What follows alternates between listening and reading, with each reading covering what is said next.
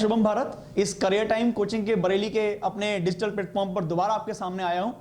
3 महीने से हम लोग अपनी पढ़ाई से दूर थे, अपनी किताबों से दूर थे। उस चीज को अब खत्म करने का वक्त आ गया है। दोबारा अपनी किताबों की तरफ लौट आइए, क्योंकि हम लेकर आ रहे हैं बहुत बढ़िया content, to the point content, जो आपको 3 महीने का जो नुकसान आपको पढ़ाई का हुआ है उसको पूरा का पूरा कवर करेगा।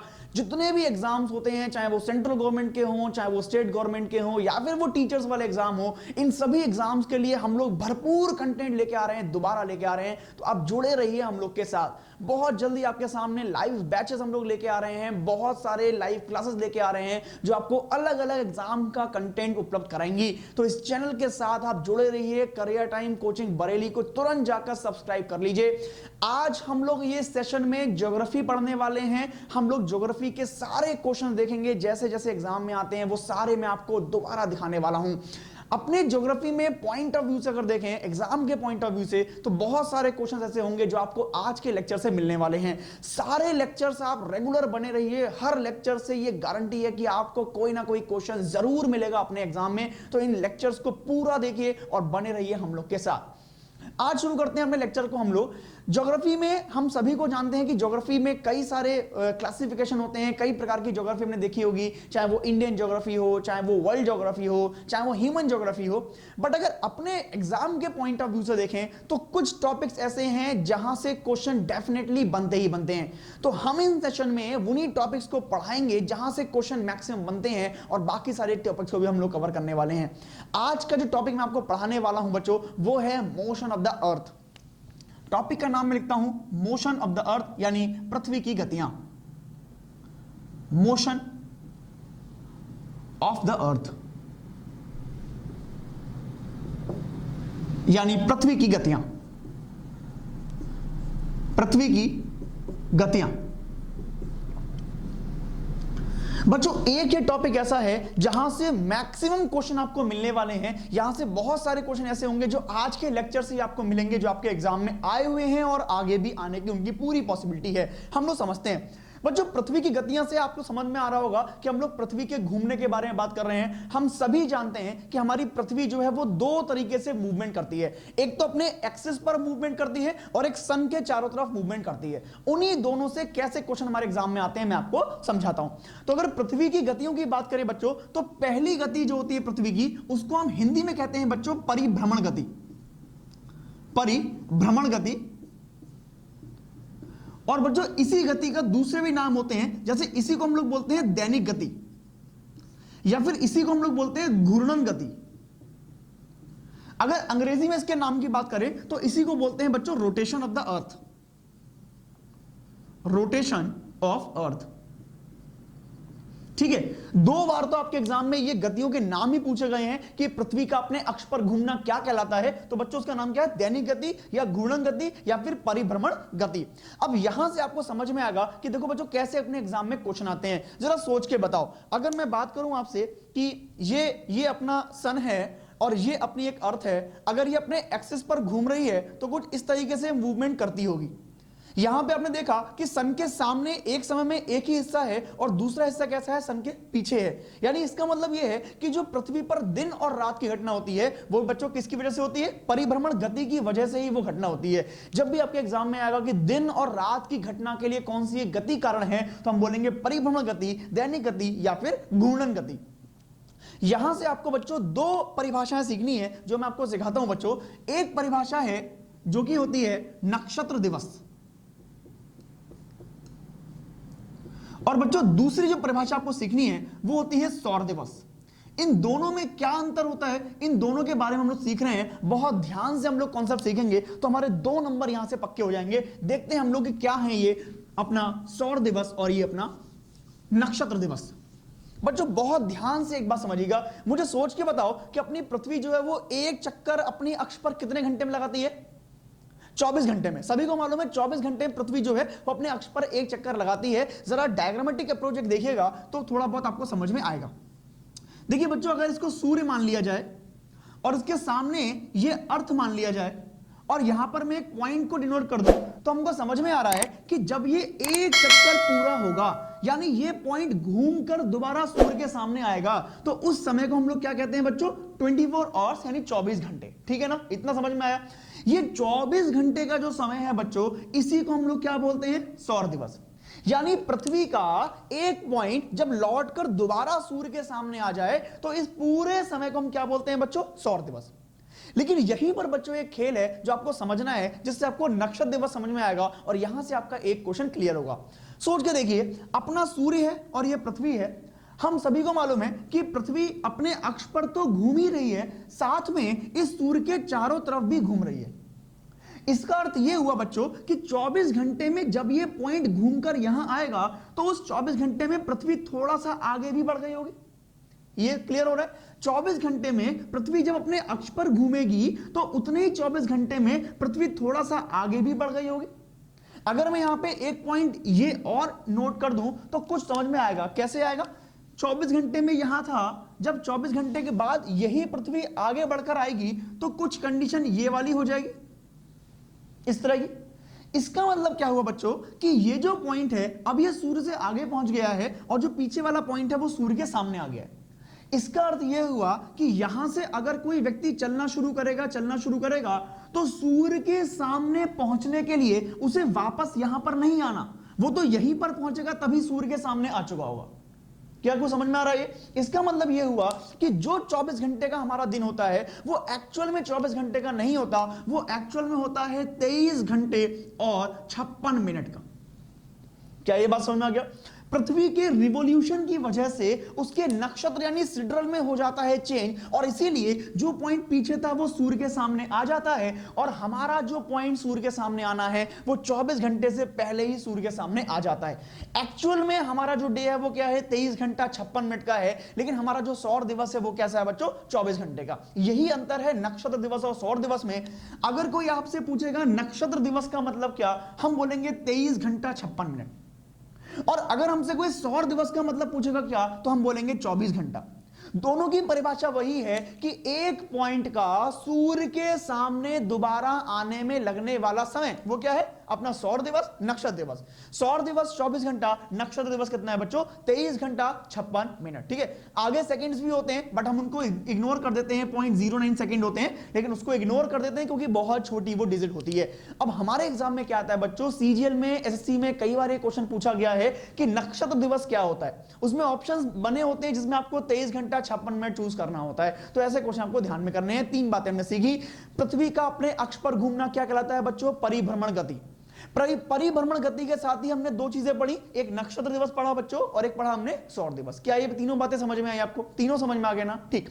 अभी इसके बाद दूसरा मोशन पढ़ते हैं हम लोग, जो पृथ्वी करती है सूर्य के चारों तरफ। वो मोशन कैसा होता है हम लोग सीखते हैं। देखिए बच्चों, क्वेश्चन बहुत आसान है, बस हमें कुछ बातें ध्यान करनी होती हैं जीएस के लिए। जैसा कि हम में से बहुत सारे बच्चे ऐसे मानते हैं कि जीएस में कुछ भी पढ़ा हुआ नहीं आता। बच्चों बिल्कुल गलत मानते हैं ये बात आप लोग। पढ़ा हुआ इसलिए नहीं आता क्योंकि हम लोग बिल्कुल ट्रेंड से हटके पढ़ते हैं। एग्जाम को पहले समझिए वहां कौन कौन से टॉपिक से क्वेश्चन आ रहे हैं, अगर उनको पढ़ेंगे तो बहुत जल्दी और बहुत ज्यादा नंबर आप जीएस में गेन करेंगे।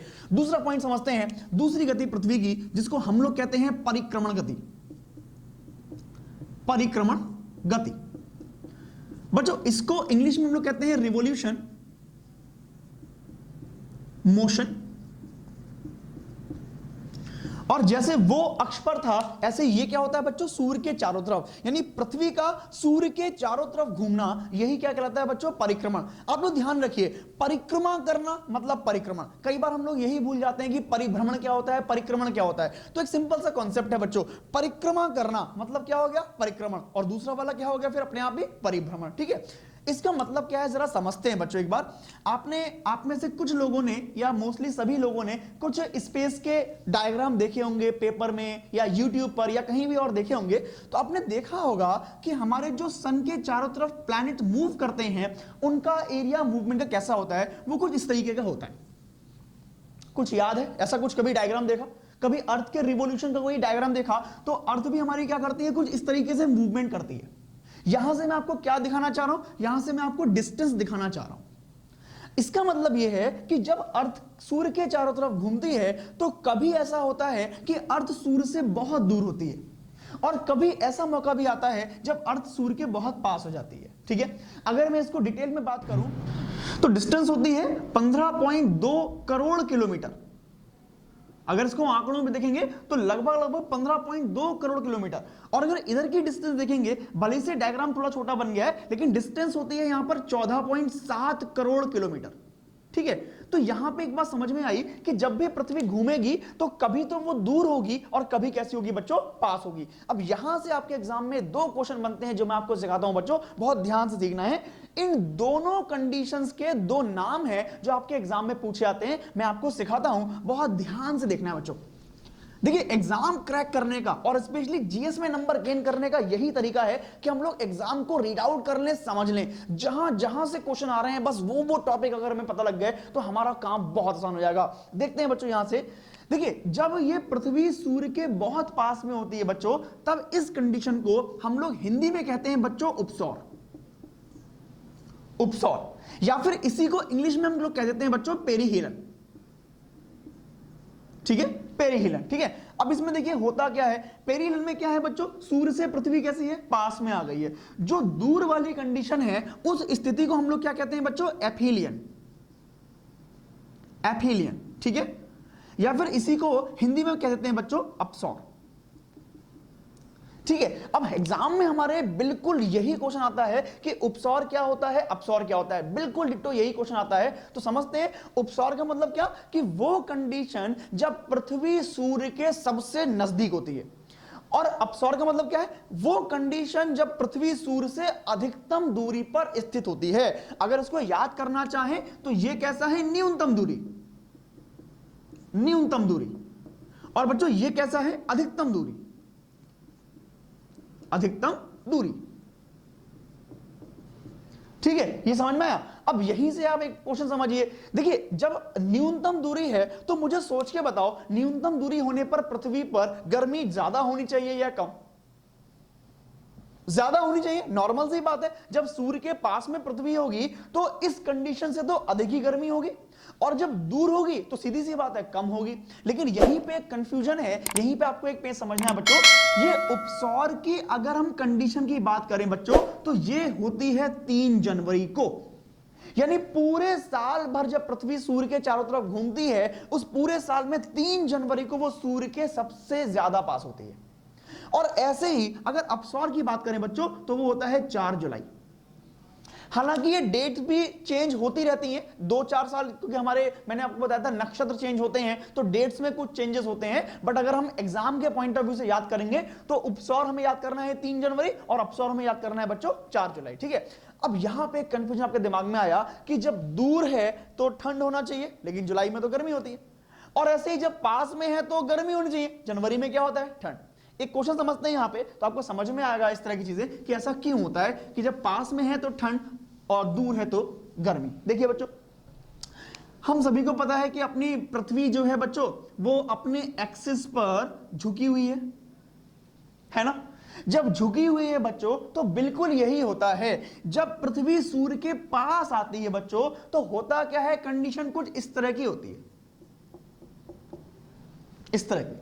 ठीक है, अब होता क्या है, हम अपनी पृथ्वी पर हमेशा कहां रहते हैं, नॉर्थ हेमिस्फीयर में। साउथ में तो बहुत कम लोग हैं, हम मेनली जो पॉपुलेशन है वो सब कहां है, नॉर्थ हेमिस्फीयर में। तो होता बच्चों यही है कि जब उपसौर कंडीशन होती है, यानी जब पृथ्वी सूर्य के पास में होती है तो सूर्य के सामने कौन सा होता है, साउथ वाला हिस्सा।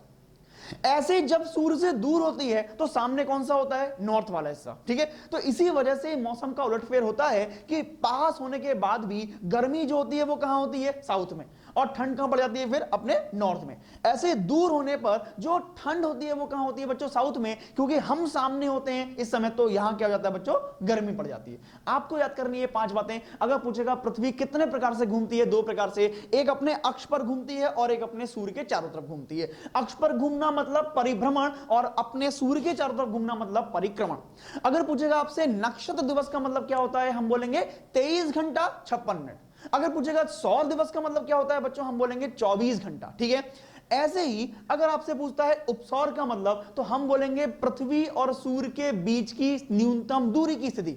और अगर अपसौर पूछता है बच्चों, हम बोलेंगे सूर्य और पृथ्वी के बीच की अधिकतम दूरी की स्थिति। क्या ये 5 बातें आपको समझ में आ गई, सभी को समझ में आया? अगर मैं पूछूं आपसे कि पृथ्वी पर दिन और रात कौन सी गति की वजह से होते हैं, तो आप क्या बोलेंगे? परिभ्रमण गति, अपने अक्ष पर घूमना। ठीक है, समझ में आया इतना बात? अगर मैं पूछूं आपसे मौसम में चेंज कैसे होता है, तो सीधी सी बात है परिक्रमण गति की वजह से होता होगा, जब सूर्य के चारों तरफ घूम रहा है तभी ऐसा कुछ होता होगा। ठीक है, एक क्वेश्चन जो आपके सीजल में आया था बच्चों 2016 के एग्जाम में, आप देखेंगे तो आपको मिलेगा, जलवायु परिवर्तन के लिए निम्न में से कौन सी गति जिम्मेदार है? तो बच्चों इसका आंसर समझ लीजिए, जलवायु के लिए इनमें से कोई भी गति जिम्मेदार नहीं है। इन दोनों गतियों के माध्यम से जलवायु में परिवर्तन नहीं होता है। ये अपने एग्जाम में क्वेश्चन आया था, तो आपको ध्यान रखना है, यहां से क्वेश्चन आपको टू द पॉइंट मिलेंगे, तो आपको ध्यान में रखने। यहीं से आगे बढ़ते हैं और आगे इसी से संबंधित और भी क्वेश्चन मैं आपको कराता हूं और दिखाता हूं कि देखिए कैसे आपके एग्जाम में वो क्वेश्चन बन सकते हैं या बने हैं। देखिए आसान है, इतना मुश्किल नहीं है जीएस को कवर करना है, स्पेशली ज्योग्राफी को, क्योंकि सारी चीजें डिफाइन है पहले से, आपको बस उनको चुनना है, आपको एग्जाम को रीड आउट करना है। प्रीवियस ईयर पेपर करते रहेंगे तो आपको यहां से क्वेश्चन आपको मिलते रहेंगे। बच्चों एक बहुत सिंपल सा क्वेश्चन आपके एग्जाम में कई बार आया है कि एक तो अपनी जो पृथ्वी है, उस पृथ्वी पर जो नॉर्थ पोल है और जो साउथ पोल है, अपनी जो पृथ्वी है इस पर जो अपना नॉर्थ पोल है और जो साउथ पोल है, यहां पे आपने सुना होगा 6 मंथ, 6 महीने का दिन होता है, 6 महीने की रात होती है।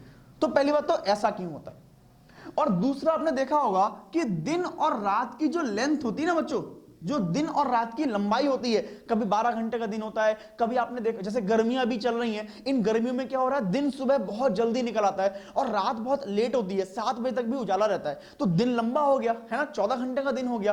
तो ऐसा क्यों होता है कि दिन और रात की अवधि जो है घटती बढ़ती रहती है, ऐसा क्यों होता है? हम लोग समझते हैं इन दोनों क्वेश्चन को।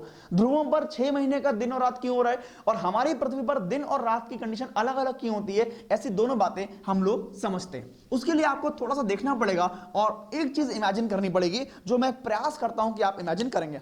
बच्चों बहुत ध्यान से देखिएगा, मान लीजिए ये अपना सूर्य है और ये है अपनी पृथ्वी। ठीक है, हम सभी को मालूम है कि अपनी पृथ्वी अपने एक्सिस पर झुकी हुई है और सूर्य के चारों तरफ इसी झुकी हुई कंडीशन में ही घूमती है। ठीक है, एक बात बहुत अच्छे समझिए, अपनी पृथ्वी पर कुछ अक्षांश रेखाएं भी होती है ना, इस तरह का, जिन्हें इंग्लिश में कहते हैं हम लोग लैटिट्यूड लाइंस। ठीक है, तो ये अक्षांश रेखाएं भी होती हैं। अब मेरी बात जरा ध्यान से समझने का प्रयास करिए, ये अपना सूर्य है, ये अपनी पृथ्वी है। अगर हम लोग नॉर्मली एक आइडिया ले लें कि पृथ्वी अपने सूर्य के दौर कुछ इस तरीके से घूम रही है, ठीक है, जब ऐसा कुछ होता होगा तो ध्यान से देखिए, जैसे ये पृथ्वी जब आगे बढ़ेगी तो सूर्य की जो किरणें हैं वो कुछ ही अक्षांशों पर सीधी पड़ेंगी और बाकी अक्षांशों पर कैसी पड़ रही है, टेढ़ी। जब ये पृथ्वी घूम के आगे आएगी तो सूर्य की किरणें कुछ अक्षांशों पर बिल्कुल सीधी पड़ रही हैं और कुछ अक्षांशों पर कैसी पड़ रही हैं, टेढ़ी पड़ रही हैं। ये पृथ्वी और आगे आएगी तो उस तरीके से बढ़ता जाएगा।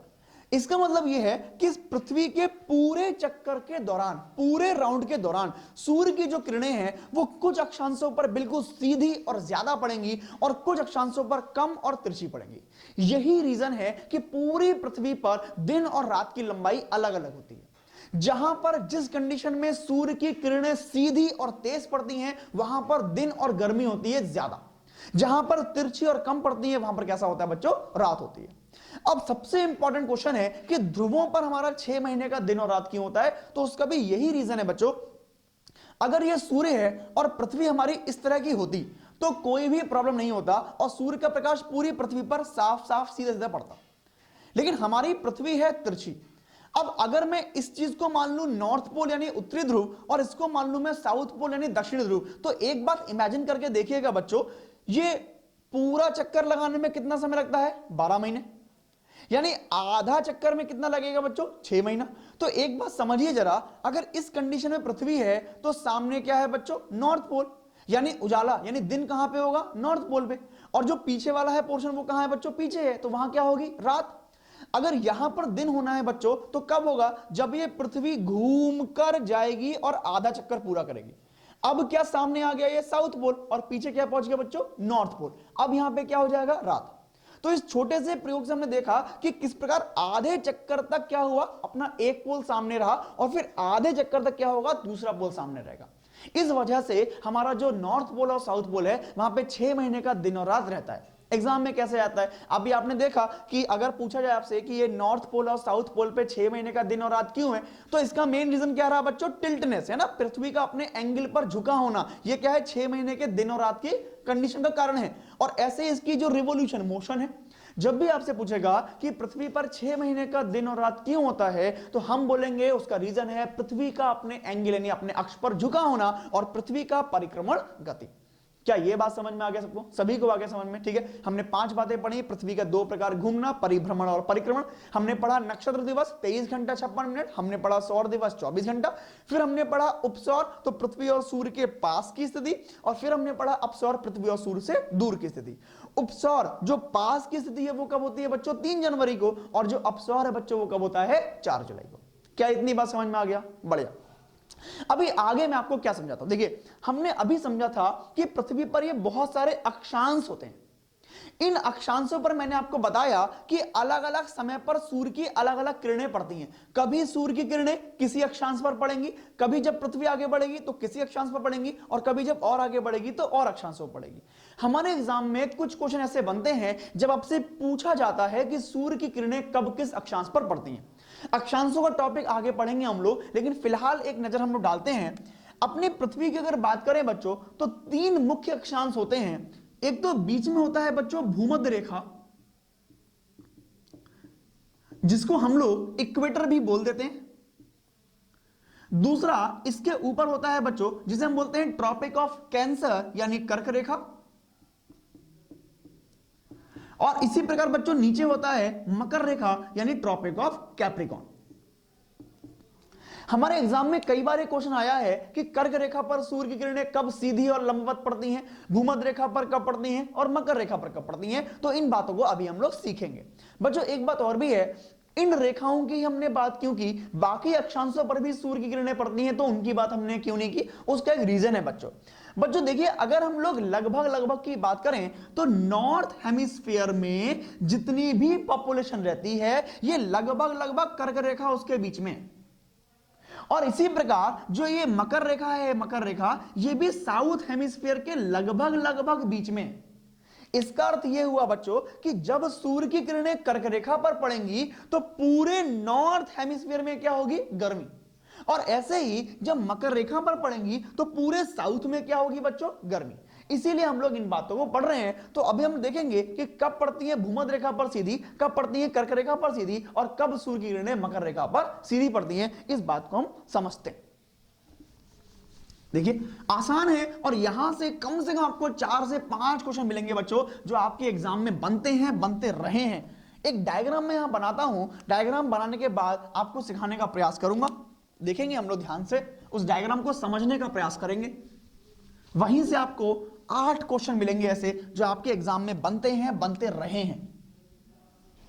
बच्चों बीच में ये मैंने सूर्य मान लिया, इस तरह का सन, और मैं इसके चारों तरफ पृथ्वी की गतियां आपको दिखाऊंगा। 4 कंडीशन मैं ले रहा हूं।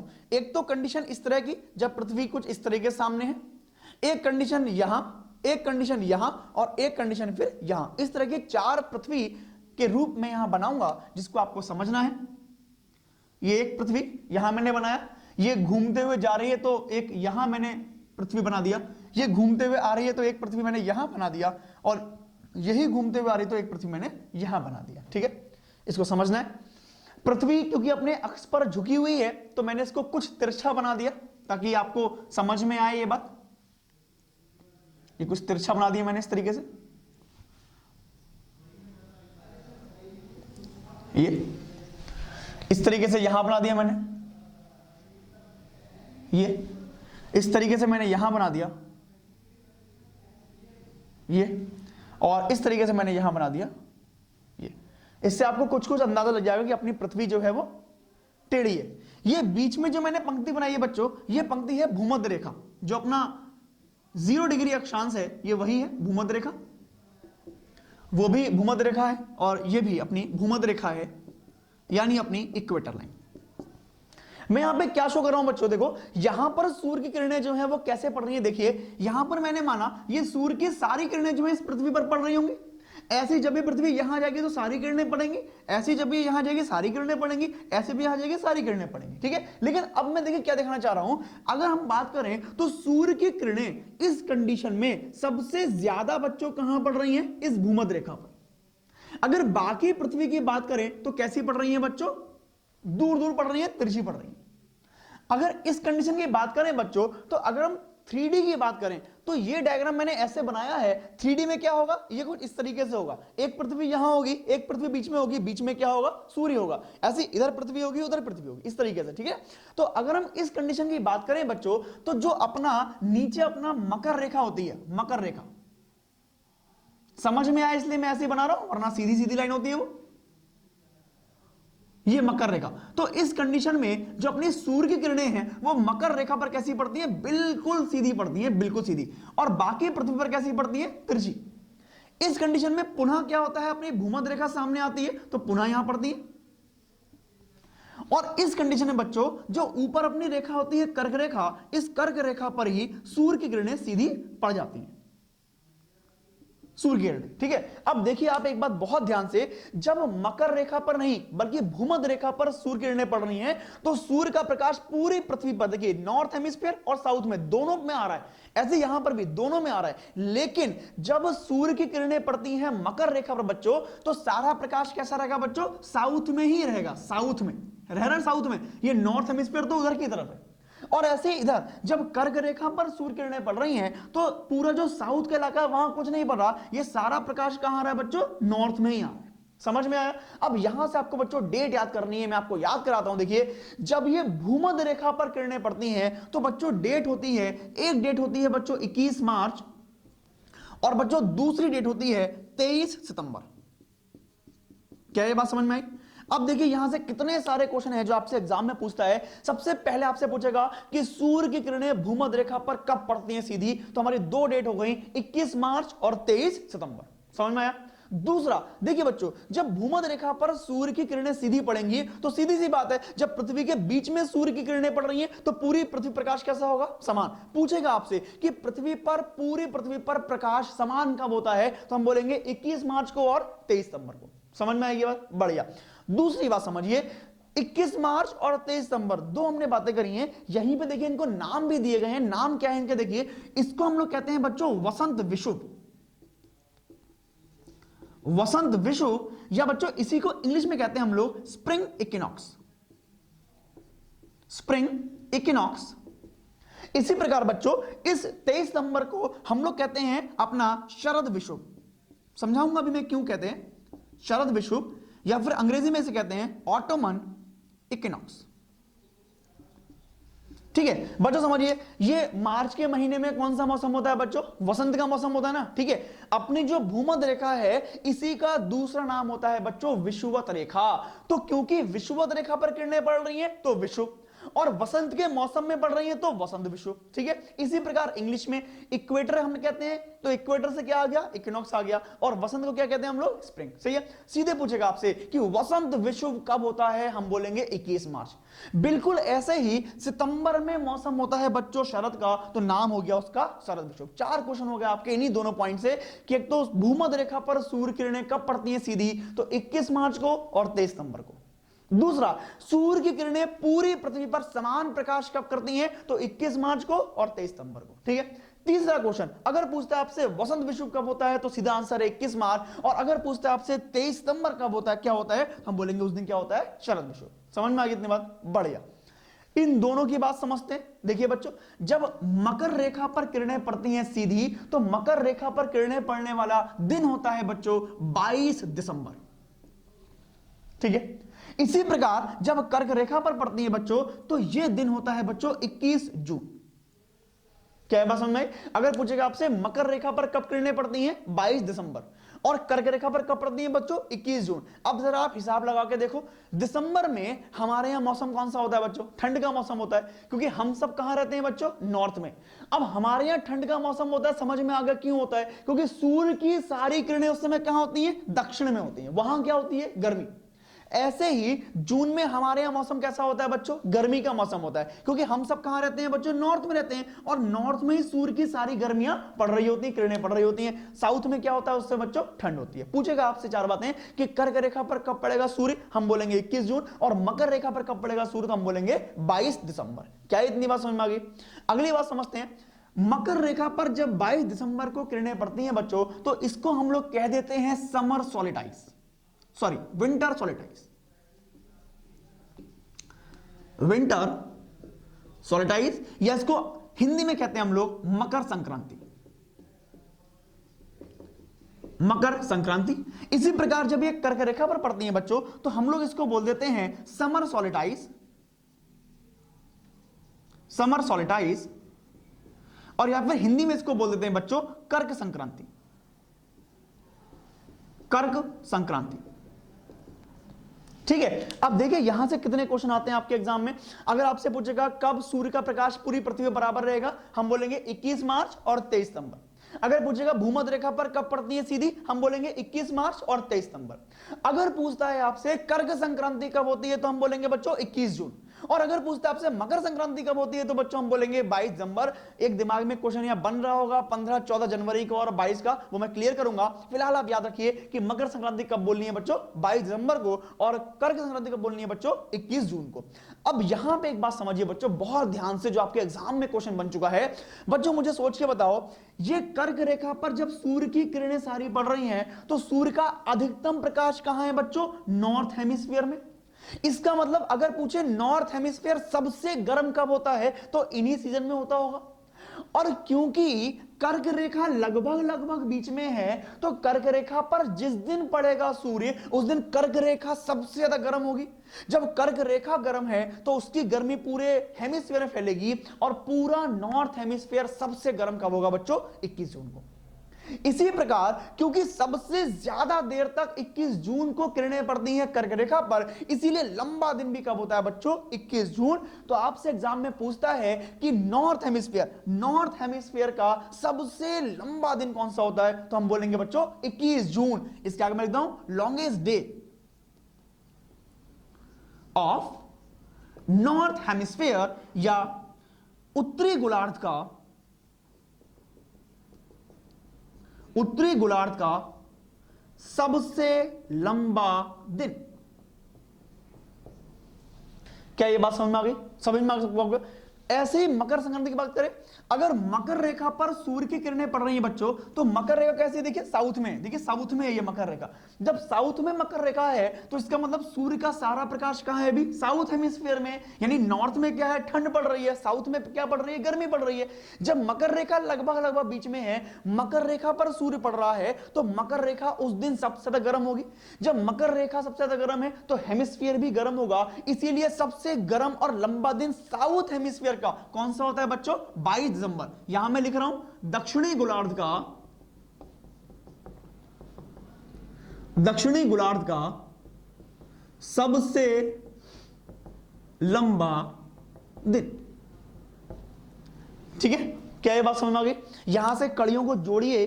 देखिए जब नॉर्थ में गर्मी पड़ती है, नॉर्थ में सूर्य होता है 21 जून को, उस समय साउथ में क्या होती है बच्चों, ठंड। ऐसे ही जब दिसंबर में साउथ में गर्मी होती है, तो नॉर्थ में क्या होता है बच्चों, ठंड पड़ती है।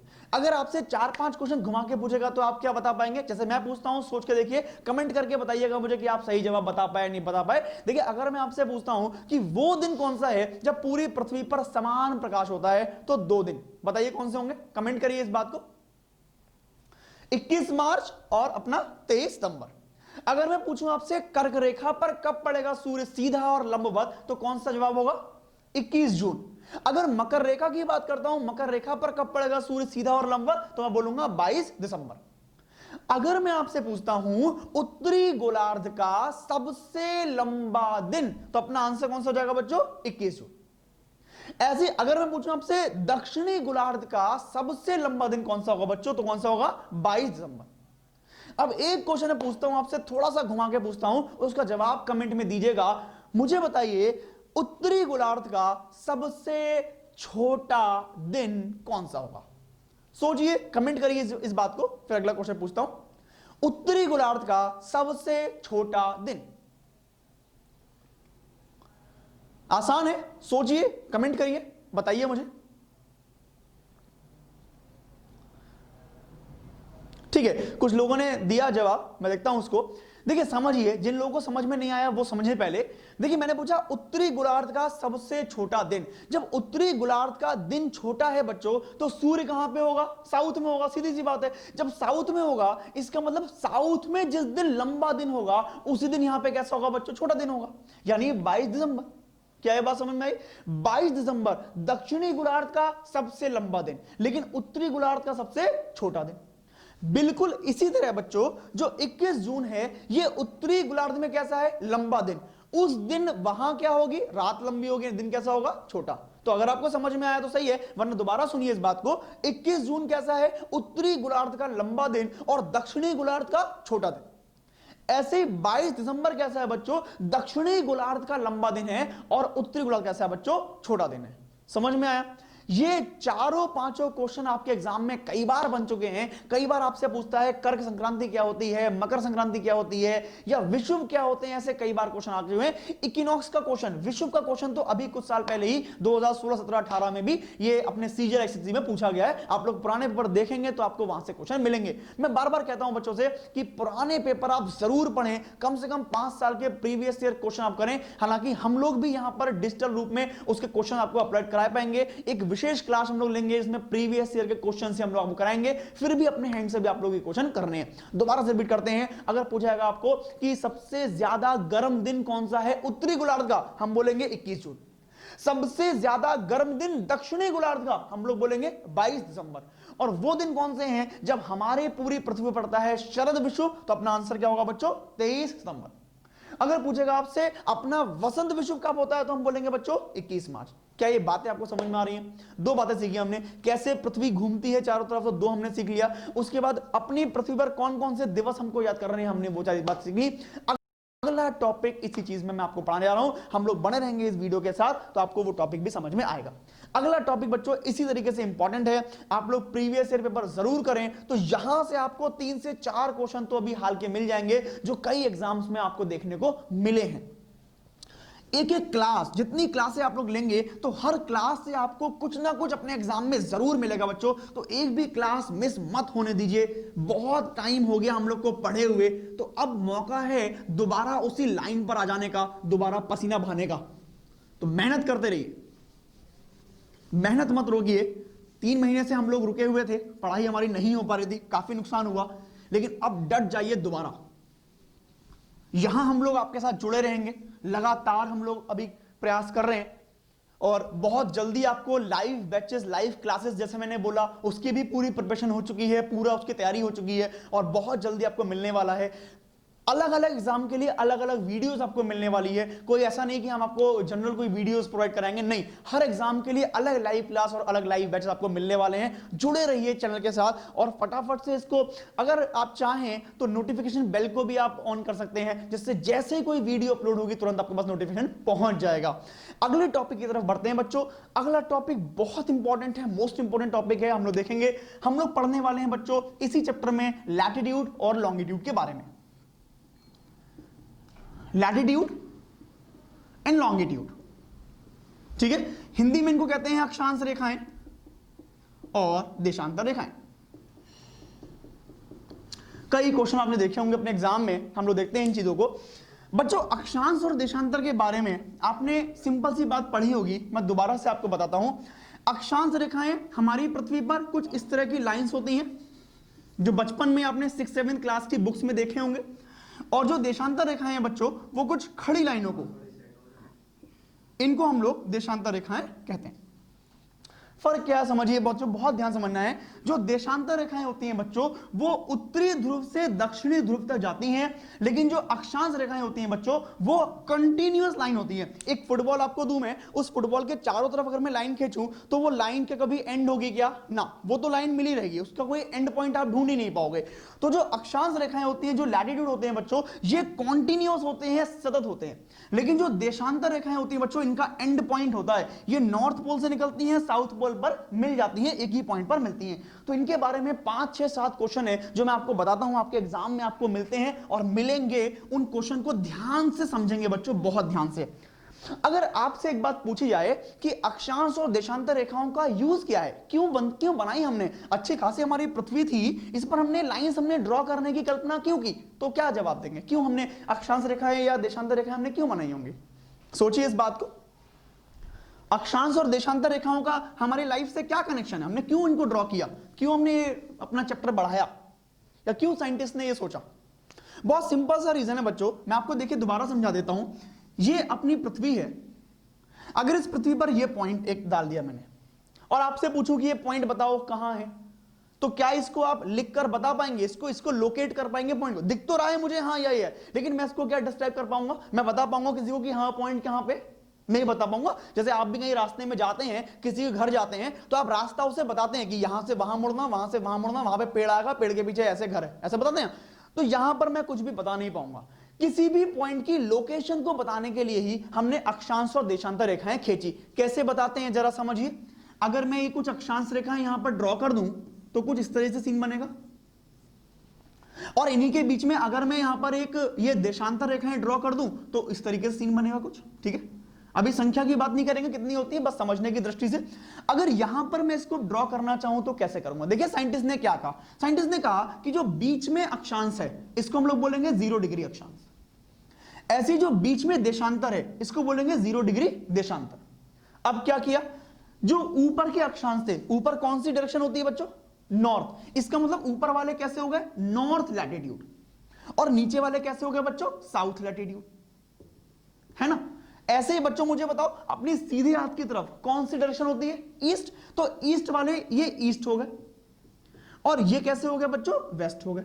ध्यान रखिए, जो हमारी अक्षांश रेखाएं होती हैं वो या तो नॉर्थ होती हैं या फिर साउथ होती हैं, और जो हमारी देशांतर रेखाएं होती हैं बच्चों वो ईस्ट होती हैं या वेस्ट होती हैं। अब इनको हमने डिग्रीज प्रोवाइड कर दी। कैसे? ये 0 डिग्री है तो इसके ऊपर क्रम से बढ़ते गए, 1 डिग्री, 2 डिग्री, 3 डिग्री, और भी बहुत सारी होती है। बिल्कुल ऐसी नीचे 1 डिग्री, 2 डिग्री, 3 डिग्री, ऐसे नीचे आ गए। ऐसे ही हमने डिग्रीज क्या करी? देशांतर रेखाओं को दे दी। जैसे बीच वाली लाइन कैसी? ये 0 है, तो बीच से इधर बढ़ेंगे तो ये 1 डिग्री, ये 2 डिग्री, ये 3 डिग्री। ऐसे उधर बढ़ेंगे तो 1 डिग्री, 2 डिग्री, 3 डिग्री। अब अगर मुझसे कोई पूछेगा कि बताओ भाई ये पॉइंट कहां है, तो मैं उसे कैसे बता पाऊंगा? देखिए ये पॉइंट कौन से अक्षांश के पास है? तो 0 डिग्री अक्षांश के पास है। अब इसका देशांतर पता करें तो देशांतर कौन सा हो? देखो एक ये है और 2 ये है, 2 के पास है। तो पता है मैं क्या बोलूंगा? मैं बोलूंगा कि ये जो पॉइंट है ये 0 डिग्री लैटिट्यूड, 0 डिग्री लैटिट्यूड और 2 डिग्री कौन सा है? कौन सा? वेस्ट, है ना? 2 डिग्री वेस्ट लॉन्गिट्यूड के बीच में कहीं है। ठीक है, जब ये दोनों मेरे पास उसके लॉन्गिट्यूड लैटिट्यूड आ गए तो अब मैं इस पॉइंट के आसपास कहीं पहुंच जाऊंगा और इस पॉइंट को फाइंड आउट कर लूंगा। तो जब भी पूछेगा आपसे अक्षांश और देशांतर के हमने क्यों बनाया, तो हमारा मेन कारण क्या है? किसी भी पॉइंट की लोकेशन को जज करना, उसकी पॉइंट की लोकेशन को बताना। ठीक है, अभी अक्षांश और देशांतर के बारे में बहुत सारी बातें हैं जो मैं आपको यहां पे सिखाता हूं, बहुत कंफ्यूजन भी इसमें होते हैं, तो आज उन सब कंफ्यूजन को हम लोग दूर करने वाले हैं। देखिए ध्यान से बहुत, अगर अक्षांश की हम लोग बात करें तो अक्षांश पर कौन कौन से क्वेश्चन बनते हैं सबसे पहले समझिए। सबसे पहले संख्या, बहुत कंफ्यूजन है संख्या पर कि अक्षांश कुल कितने होते हैं। एक बात दिमाग में बिठा लीजिए, ये 0 डिग्री जो लैटिट्यूड है इसके ऊपर साइंटिस्ट ने बनाए हैं 90 और इसके नीचे बनाए हैं 90, यानी कुल की बात करूं तो 90 और 90 कितने हो गए बच्चों? 180, और बीच वाला मिला दे तो 181। समझ में आ गया? इसका मतलब टोटल जो लैटिट्यूड है बच्चों वो कितने हो गए? 181। सवाल यहां पर भी खड़ा होगा कि 100 ये ऊपर 90 ही क्यों बनाए, ये नीचे 90 ही क्यों बनाए? क्यों बनाए? हर डिग्री पर एक। हम सभी मैथ्स के स्टूडेंट होंगे तो पता होगा ये वाला पूरा एंगल कितना होता है? 180 डिग्री होता है ना। ये बीच में अगर हमने करा तो 90 है, 90 है। हर डिग्री पर हमने क्या करा है? एक लैटिट्यूड को बना दिया है। अगर आपसे पूछता है कि टोटल लैटिट्यूड बच्चों कितने हैं, तो अपना आंसर क्या होगा? यहां पर कितने हैं बच्चों? 181। ठीक है, यहां पर एक सवाल जो आपको नंबर दिलाएगा ज्यादा, देखेंगे बहुत ध्यान से और समझने का प्रयास करेंगे। यहां पर मैं इस डस्टर पर कुछ लाइंस को ड्रॉ कर रहा हूं, 1 2 3। मुझे देख के बताओ इस डस्टर पर कितने ब्लॉक बने हैं? कितने ब्लॉक बने हैं? देखिए 3 लाइनें हैं तो कितने बने? 1 2 3 4 ब्लॉक बने हैं ना। लेकिन मुझे बताओ कि क्या इसमें मैंने ऊपर की लाइन को ड्रॉ किया गया? नहीं, आपने ऑटोमेटिक अपने मन से मान लिया कि हां ऊपर मैंने लाइन ड्रॉ की है। ऐसे नीचे भी क्या कर लिया आपने, अपने मन से मान लिया लाइन ड्रॉ की है, जबकि मैंने की नहीं थी। अगर मेरे द्वारा बनाया गया तो वो केवल एक ये दो ब्लॉक बने, ठीक है। एग्जैक्टली ऐसे ही पृथ्वी पर भी हुआ है। जब हमने लैटिट्यूड्स को बनाया बच्चों, तो हमने ये ऊपर वाली जो एंड वाली लाइन थी इसको हमने ड्रॉ नहीं किया, इसको ऑटोमेटिक मान लिया। ऐसे इसको भी हमने ऑटोमेटिक मान लिया है। अगर पूछा जाएगा यहीं पे क्वेश्चन कि टोटल लैटिट्यूड कितने हैं बच्चों, तो आंसर कितना है 181। लेकिन अगर टोटल लैटिट्यूड्स की बात करेंगे तो कितने जाएंगे बच्चों, दो कम कर देंगे तो कितने जाएंगे 179।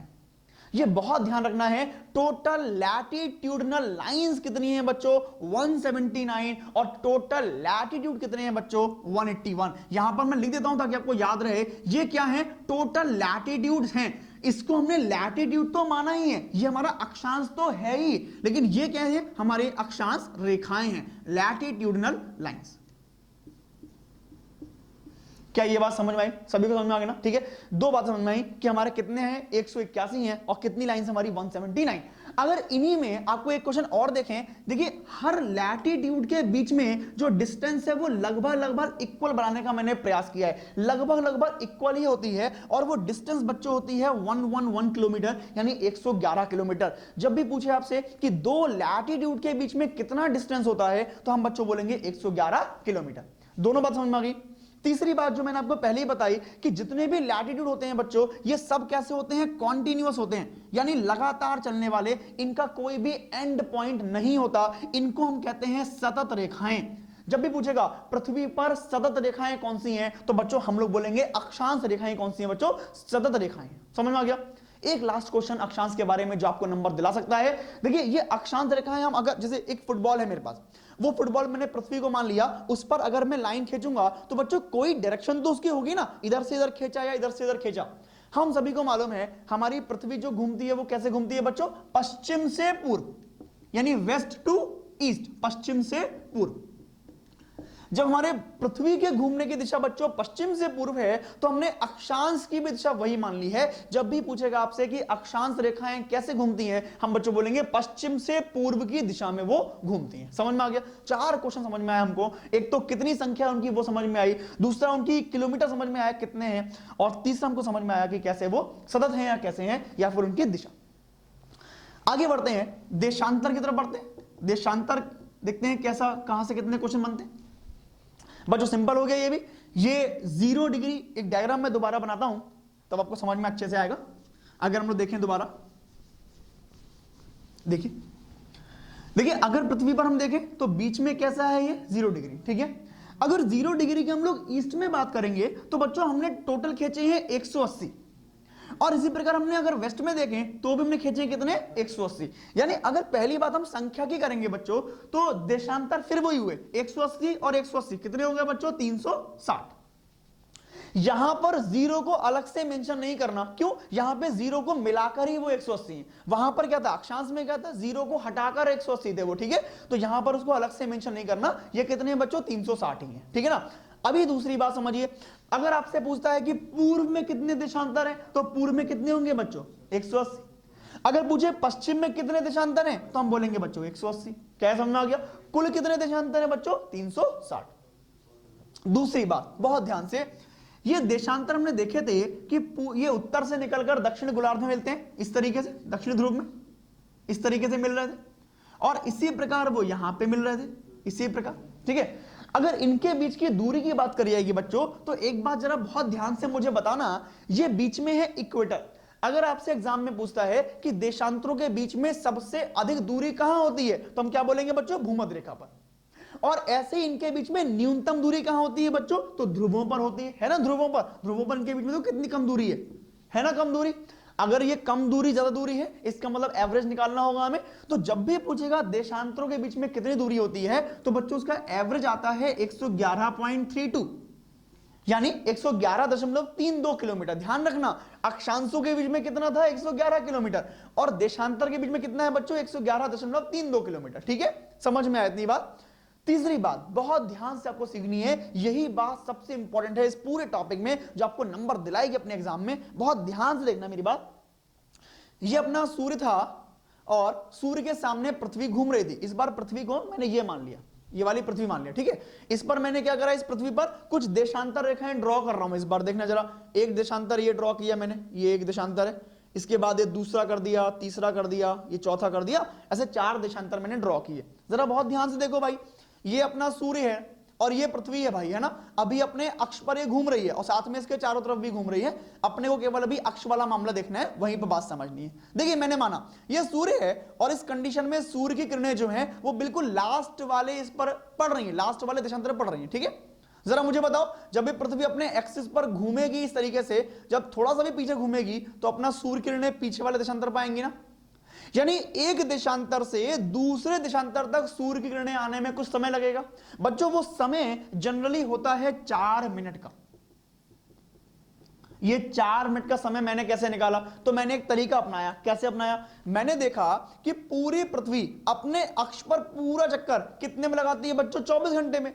जब 24 घंटे में लगाती है तो 24 घंटे में कितने देशांतर हुए, 360। 24 घंटे में हुए 360, तो एक कितने में हो गया बच्चों, 4 मिनट। ऐसे मैंने डिवाइड करके उसका आंसर निकाल लिया। यहां से अपने एग्जाम के लिए क्या इंपॉर्टेंट है, आपसे पूछेगा 2 देशांतरों के बीच में कितना समय लगता है, हम बोलेंगे 4 मिनट। या 2 देशांतरों के बीच में कितना समय अंतराल होता है, तब भी हम बोलेंगे बच्चों 4 मिनट। क्या ये बात समझ में आ गया, 4 बात समझ में आई। कितनी कुल संख्या है, 360। पूर्व में कितने हैं, 180। पश्चिम में कितने हैं, 180। समझ में आया। अगर पूछेगा आपसे देशांतरों के बीच में जगह कितनी है, तो 111.32। देशांतरों के बीच में अधिकतम दूरी कहां पर है बच्चों, भूमध्य रेखा पर, और न्यूनतम दूरी कहां पर है बच्चों, ध्रुवों पर है। समझ में आया इतनी बात। अगर अंतराल पूछेगा तो अंतराल कितना हो गया बच्चों, 4 मिनट। क्या ये सारी बात समझ में आई। ये जनरल कुछ सामान्य बातें थी अक्षांश और देशांतरों के बीच में। अब यहां से एक क्वेश्चन मैं आपको समझाता हूं, वो बहुत इंपॉर्टेंट है, जो आपको अपने एग्जाम में नंबर दिलाएगा, और बहुत बार वो क्वेश्चन रिपीट हुआ है। हम लोग देखते हैं।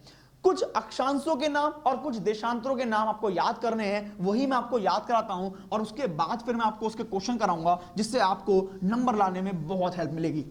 बच्चों आसान है, कोई जीएस या ज्योग्राफी या हिस्ट्री, कोई भी ऐसा टॉपिक जीएस में ऐसा नहीं है जहां पे आपके नंबर ना आ पाए। लेकिन हम लोग बस एक कमी कर देते हैं कि हम लोग ट्रेंड को नहीं समझते।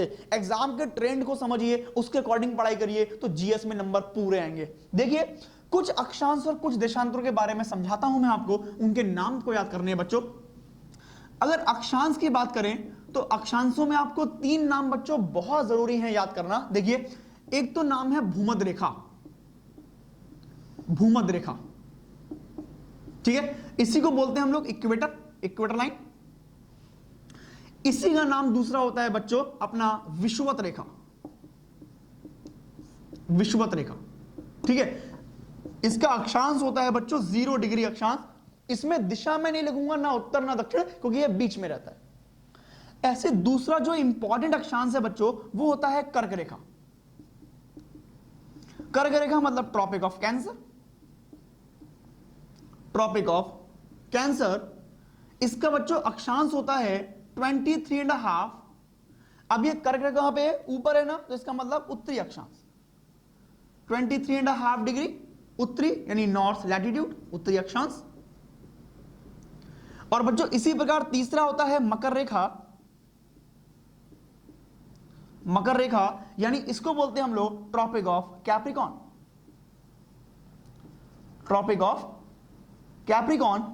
इसका होता है बच्चों 23.5 डिग्री, 23.5। ये कैसा होता है बच्चों, साउथ में, तो इसका हो गया दक्षिणी अक्षांश, दक्षिणी अक्षांश, ठीक है। तो ये 3 बातें आपको ध्यान में करनी है। अगर अक्षांश के बारे में पूछेगा तो इन तीनों रेखाओं के बारे में आपसे पूछ सकता है। कभी कर्क रेखा का आपसे अक्षांश पूछ लेगा, कभी आपसे उसका ध्रुव पूछ लेगा, गोलार्ध पूछ लेगा। तो ये 3 बातें आपको ध्यान रखनी है। भूमध्य रेखा, विषुवत रेखा, इक्वेटर, कैसा अक्षांश है, 0 डिग्री। कर्क रेखा या ट्रॉपिक ऑफ कैंसर कैसा है, उसका 23.5 डिग्री उत्तरी अक्षांश।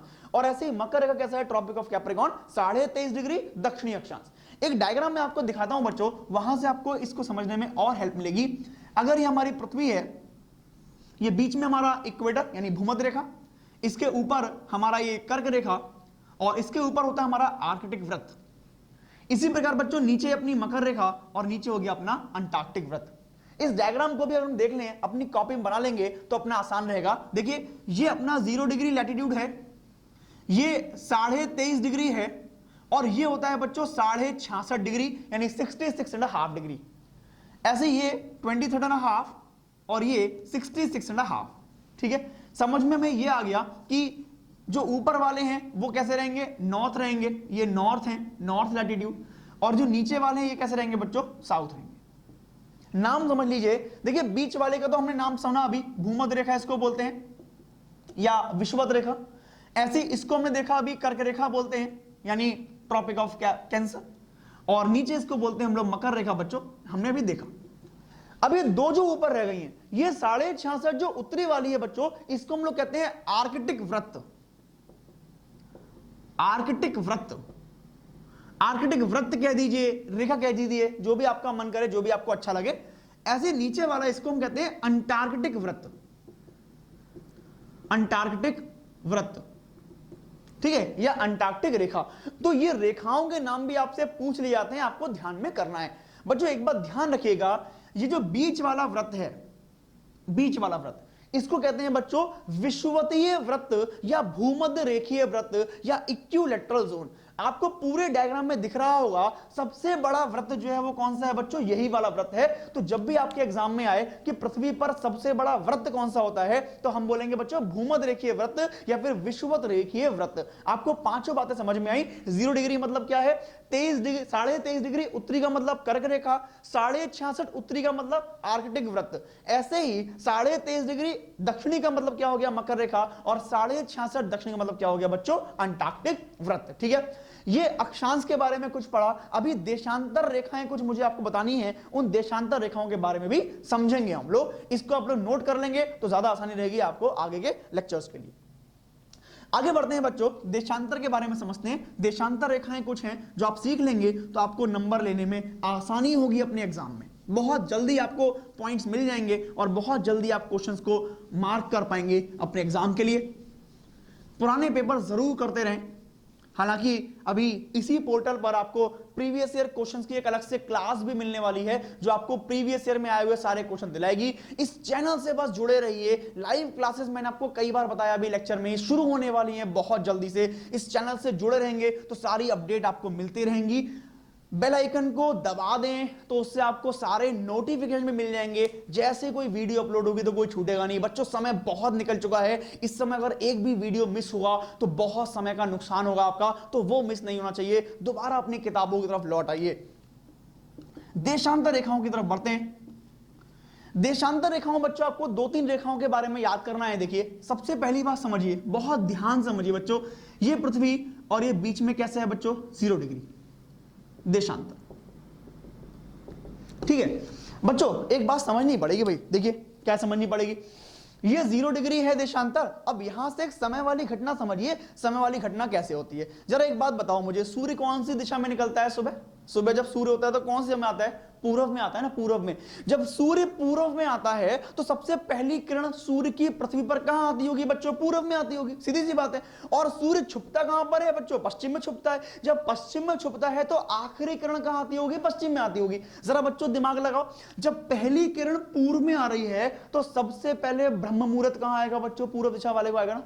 इसका मतलब अगर यहां पे कोई देश है और यहां पे कुछ लोग रह रहे हैं तो सबसे पहले रात खत्म कहां होगी बच्चों? यहां खत्म होगी। और अगर कोई देश यहां पर है तो रात सबसे बाद में खत्म कहां होगी बच्चों? यहां खत्म होगी। फॉर एग्जाम्पल, अपना जो भारत देश है, अगर हम लोग लैटिट्यूड लॉन्गिट्यूड देखें तो अपना भारत देश यहां कहीं पर है, और जो अमेरिकन कंट्री है, जो अमेरिका महाद्वीप है, वो यहां पर कहीं पर है, ऐसे करके। ठीक है, इसका मतलब मुझे बताओ, जब सूर्य यहां से निकलना शुरू होगा तो पहले उजाला, पहले दिन कहां होगा? भारत में होगा। और उसके बाद कहां पे होगा? अमेरिका में होगा। जब अमेरिका में दिन होगा तो भारत में क्या हो चुकी होगी? रात हो चुकी होगी। अभी जरा मुझे बताओ, सुबह के 4 बजने, तो सुबह के 4 पहले कहां बजेंगे? भारत में या अमेरिका में? पहले भारत में बजेंगे ना, सबसे पहले 4 यहां बजेंगे। और जब 4 से सूर्य आगे बढ़ेगा तो यहां पे दिन हो जाएगा, शाम हो जाएगी, तब यहां पे सुबह के 4 बजेंगे, होगा ना। इसका मतलब क्या है बच्चों कि अपना जो समय है वो समय पूर्व दिशा में कैसा रहता है बच्चों? आगे। और पश्चिम में कैसा होता है बच्चों? पीछे। यानी अगर मैं एक सिंपल सा उदाहरण लूं, आज की डेट अगर मैं मानूं 8 जून, ठीक है, और आज अगर मान लो 4 बजे हैं भारत में सुबह के, तो यहां पर कैसी होगी, यहां पर अभी 7 जून की रात चल रही होगी, समझ में आ गया, शाम चल रही होगी, समझ में आ गया। जब यहां पे 8 जून की शाम हो जाएगी बच्चों, तब यहां पे क्या होगी, फिर 8 जून की सुबह हो जाएगी। इतना समझ में आ गया ना, चाहिए। अभी जरा मुझे सोच के बताओ, ये जो बीच वाली दिशा है ना, ये बीच वाली लाइन जो है 0 डिग्री, ये बीच में है, इसीलिए हमने इसको एक नाम दे दिया है। क्या नाम दे दिया हमने दे दिया प्रधान मध्याह्न रेखा, यानी ग्रीनविच लाइन। क्या नाम दिया इसका, अगर मैं यहां पे नाम लिखूंगा तो 0 डिग्री देशांतर, क्योंकि ये बीच में है इसलिए इसका नाम हमने दिया 0 डिग्री देशांतर। इसको हमने नाम दे दिया बच्चों प्रधान मध्याह्न रेखा, प्रधान मध्याह्न रेखा, या फिर इसी को हम लोग इंग्लिश में कहते हैं बच्चों प्राइम मेरिडियन, प्राइम मेरिडियन। इतनी बात समझ में आई बच्चों, ठीक है। इसी लाइन को हम लोग ग्रीनविच रेखा भी बोलते हैं बच्चों।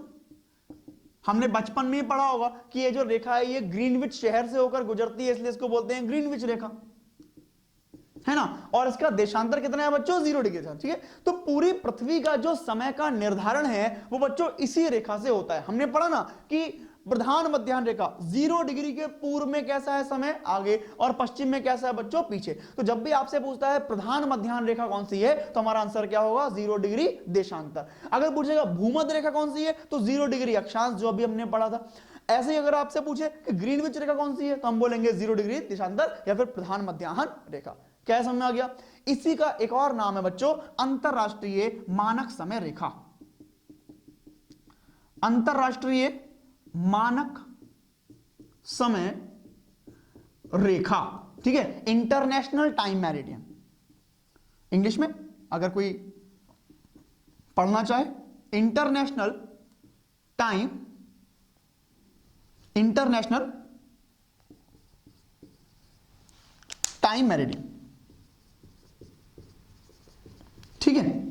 ये रेखा समझ में आई बच्चों। बिल्कुल जैसे ये पूरी पृथ्वी की मानक समय रेखा है, बिल्कुल ऐसे ही भारत के केस में भी है। भारत की भी एक मानक समय रेखा है, जरा उसके बारे में भी एक बार समझ लेते हैं। अपने को पृथ्वी की मानक समय रेखा समझ में आ गया, अंतरराष्ट्रीय मानक समय रेखा समझ में आ गया, 0 डिग्री रेखा। अभी जरा भारत की बात समझते हैं कि भारत में कौन सी वो रेखा है जिसको हम लोग भारत की मानक समय रेखा कहते हैं। समझिए, देखिए ध्यान से बच्चों।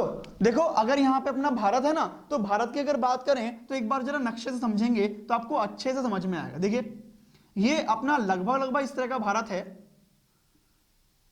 ये लगभग अपना इस तरह का भारत है। जरा देखिए, अगर भारत की बात हम लोग करें तो भारत का जो देशांतर शुरू होता है बच्चों, वो लगभग 68 डिग्री से शुरू होता है ना। और जो एंड होता है बच्चों उसका, ये एंड होता है 97 डिग्री 25 मिनट पर, ठीक है। यानी भारत के बीच में भी कितने देशांतर हो गए बच्चों, 30 देशांतर हो गए। 68 7 से लेकर 97 25 तक बीच में कितने हो गए बच्चों, 30 हो गए देशांतर। जब 30 देशांतर हो गए तो मुझे सोच के बताओ जरा, एक देशांतर में कितना अंतर था बच्चों, 4 मिनट का। जब भारत के बीच में 30 देशांतर हैं तो अंतर कितना हो गया, 30 × 4 यानी 120 मिनट।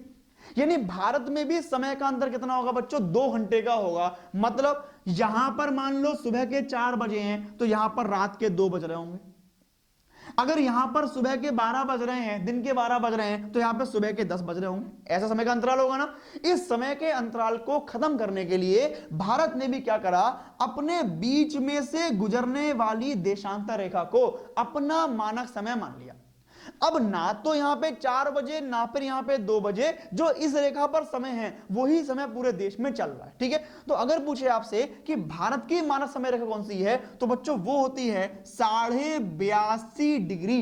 क्योंकि भारत कहां पे है, पूर्व में है, तो ये भी कौन सी हो गई, पूर्व, यानी 82.5 डिग्री पूर्वी देशांतर को हम लोग क्या कहते हैं बच्चों, भारत की मानक समय रेखा। भारत की मानक समय रेखा। क्या ये बात समझ में आई। पृथ्वी की मानक समय रेखा या अंतरराष्ट्रीय मानक समय रेखा 0 डिग्री देशांतर, भूमध्य रेखा 0 डिग्री अक्षांश, और भारत की मानक समय रेखा 82.5 डिग्री पूर्वी देशांतर। क्या इतनी बात समझ में आई अपने को, समझ में आ गया इतनी बात, बढ़िया। तो यहां से हमने कुछ क्वेश्चन देखे जो आपको अपने एग्जाम में नंबर दिला सकते हैं बच्चों। ये क्वेश्चन आप पुराने पेपर्स में देखेंगे तो कई बार आपसे एग्जाम में पूछे गए हैं और यही क्वेश्चन रिपीट होते हैं बार बार। तो इन क्वेश्चंस को करना बहुत जरूरी है आपके लिए, आपके एग्जाम के लिए। ये एक टॉपिक बच्चों आपको यहां पे खत्म हुआ। इस एक टॉपिक के बाद ऐसे ही नए टॉपिक्स मैं आपको अपनी वीडियोस में देता रहूंगा। बस जुड़े रहिए लगातार, छोड़िए मत एक भी चीज, लगातार अपडेट रहिए। अगर आप बिजी हैं तो बेल आइकन को जरूर दबा दीजिए, अपने आप हमारा चैनल आपको बता देगा कि कब कौन सी वीडियो अपलोड हुई है। बहुत सारी चीजें हमने तैयार कर दी हैं, हर चीज का वीडियो आपके पास पहुंचने वाला है। जब तक सारी चीजें नॉर्मल हो जाती हैं तब तक हम लोग ऐसे वीडियोस के माध्यम से पढ़ते रहेंगे और जितना ज्यादा से ज्यादा कंटेंट हो सकता है आपके पास तक हम लोग पहुंचाएंगे। बहुत जल्दी अभी क्वेश्चन सीरीज और टेस्ट सीरीज भी हम लोग प्रिपेयर कर रहे हैं, वो भी बहुत जल्द आप तक पहुंचने वाली हैं। बने रहिए हमारे साथ। जय हिंद, जय भारत।